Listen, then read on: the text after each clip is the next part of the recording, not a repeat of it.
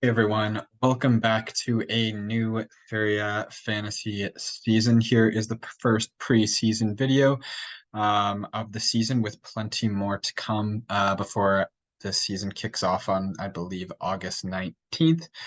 This video is just going to go over the rules and scoring and all that stuff. As far as this specific fantasy site, we are using a different one than we did last year. The last 2 years I've been using Fantacalcio, which was pretty good, but I definitely last year I found this Serie A Fantasy had more enrollment, at least. Um, we're going to go through the rules. Some people may have been following me for the last 2 years, so I'm going to explain the differences between this one and that one as we see them. Um, and then for those of you that are watching for the first time and maybe playing for the first time or played this one last time, video may not be as helpful for you, or at least you won't need to change your thinking based on the last couple of years. Okay, but we are going to give this one a shot, and we will see. Hopefully, people are okay making the transition. And as always, regardless of which one you play, I think there could be some value to all the videos I end up having. Hopefully I have a bit of a better start this year than last year. Last year it started out like do the opposite of what I did. So we're going to hope that we start off a little better than last year. Also, I wanted to just give a quick shout out, as you're probably seeing. Um, the thumbnails for these videos are going to look a lot better. I've kind of partnered with a little friend through Instagram named Joe Matthews, who has done some great work on the thumbnails for these videos to help make them pop a little more. So I just wanted to give a quick shout out there, as I really appreciate the work that he is doing as well. But anyway, without further ado, we will get into this first video with rules and regulations and scoring. Okay, so first off, we start the same. We need the same number of players at each position. Our teams consist of 15, 3 forwards, 5 midfielders, 2 defenders, or 5 defenders, 2 goalkeepers.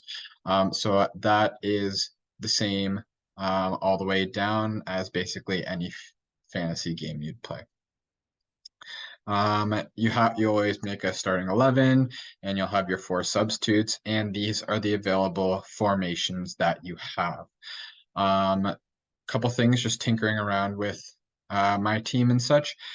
You do need to change the formation, like you need to tell basically the system what formation you want to use before you can switch like a midfielder for a forward or stuff like that. In some games, you drag a defender over someone in a different position, it'll auto switch the formation for you. Before you make a switch, you need to actually know what formation you're in first. I think these are all the same formations as the last, as Fanta Live. One formation that's not there that you would find in something like Fantasy Premier League is the 5-2-3, which is not available, where you only have 2 midfielders. Not one that you generally use often, but some people that are just using this for the first time coming over from the Fantasy Premier League, that formation is not available. Teams should have a captain assigned. Captaincy works the same way as any other. You're going to score double points for that player. And you also have a vice captain who will earn double points if your captain doesn't see any time. So all pretty standard stuff. As far as budget, again, as per usual, 100 mil or euro or whatever budget is allocated to the 15 players. So you can spend 100 million throughout. But you can only have 2 players for a single club, and that's a big game changer, I'd say. 2 players compared to 3, that third player does make a big difference. You really need to be selective when you only have 2 players per team. So you can't have a forward, a midfielder, and a defender from a club. And if you're choosing a goalkeeper from a big club, you need to be very selective as to who that is, because that means you only got one other outfield player from that club. So that is a big game changer, only being allowed 2 players. One thing that people might find, especially as transfers are going on right now, is if you have a player that gets transferred to another Serie A team, and you already have 2 players from that Serie A team, it is actually possible to have more than 2 players, but your next transfer that you make would have to be taking one of those players out. So just sometimes that happens at the start of leagues where you actually see people have more players from a team than they should. But if they're to make a transfer, that means that needs to be the first player out. Um, Transfers and substitutions. So before the deadline for each round, a team is prepared using transfers, substitutions. You also have the option to change your captain. Yeah, we all know that. As far as transfer rules, and there are some differences here, you'll receive one free transfer before the deadline of each round. That's normal. If extra transfers are completed on top of these free transfers, you'll have to deduct 5 points from your round score after all the matches are complete. So that is significant. That's more than usual. Normally, we're talking about, I think it's 4 normally. So that's another extra point for each extra transfer. But if your free transfer is not used, then it'll be carried over to the next round, and the maximum number of accumulated transfers is 4. So that's actually pretty significant there. So if you don't use a transfer, you can bank an extra free one for the next round, and you can do that up to 4 free transfers. Now, normally in most games, you'll find you can only bank 1 extra, so you can only get 2. If you have a good team running the first couple weeks, if you set up your team really well and can bank 2 or 3, maybe 4 transfers, you almost have a free wild card at that point. 4 transfers is a lot of transfers to make. So whenever you can bank up a substantial amount of transfers, I'd say absolutely do it. And that almost gives you another wild card. And if you don't understand what I'm meaning when I say wild card, we'll get to there as well. But it's a significant amount of changes you can make to your squad without having to pay points. After the deadline of each round, the team is locked and no more player changes are allowed during the round. So it's not like some fantasy games will allow in-round switches and stuff, and I'm glad. I hate that. It forces you to be way too committed to things. So I'm glad that that's not a thing. Unlimited transfers before the first deadline. You can make transfers however you want. No points will be deducted. During the season, the wild card option will allow users to make unlimited transfers for free change. You can only use it once a season. So that means anytime throughout the season, you can use a wild card, meaning you can make unlimited transfers free of charge. Your team will stay like that. 5-point deductions, but you can only do that once in the entire season. So that's what I mean. Having 4 of those substantial, because when you use a wild card, generally you don't change every single player. So banking up transfers can help limit the use of that wild card and use it when you really, really need it. You only have 1. This is actually the only chip in the Serie A Fantasy. There is no double captain, no triple captain, no bench boost, no all-in.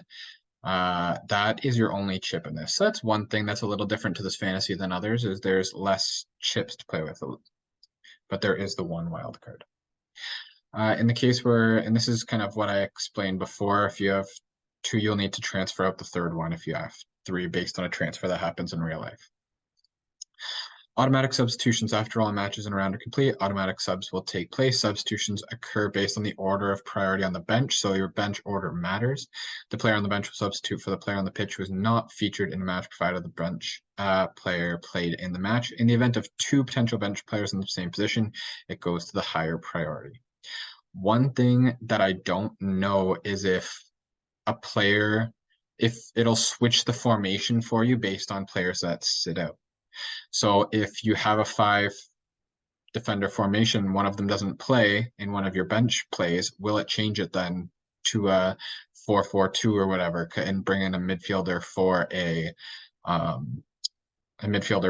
defender at that point? I don't know if they will switch or do substitutions based on players that are in different positions. So that's a question for me.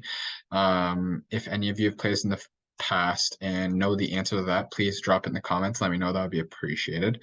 But that is a question that I would have. Players only sub in their position, or if players in opposite positions can sub as well. But okay, now we go to the scoring, which is significantly different than most fantasies I've played, and we'll take a look at it. We have 3 potential points for minutes played. Normally it is 2, 1 for a player starting and 1 for a player playing 60 minutes. We have 1 to 30 minutes, 31 to 60 minutes, and 61 to 90 minutes.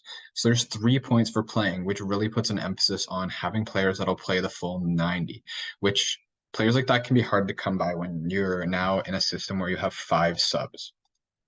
But that 3rd point might end up being big, having defenders that don't really get subbed off, which most defenders don't. But really picking a striker that will play the full 90 or midfielders that play the full 90 when a lot of them do get subbed. I'd also be interested to know if by 90 they mean the whole game or if they play 91 minutes and get subbed in injury time. Will they still get that point? That's a question that I have. Goals scored from open play. I wouldn't bank on seeing a goalkeeper score, but defenders are 7, midfielders are 6, and forwards are 5. More points for goals than you've seen previous fantasies, but penalty goals are 4 points no matter who's taking it, which I kind of like, especially in case you have a midfielder or defender that's a penalty taker. It's like, no, your position doesn't matter anymore. You're kicking it from the spot like any forward would. 4 points, and it's an easier goal. So I think I like that change. That's a welcome change.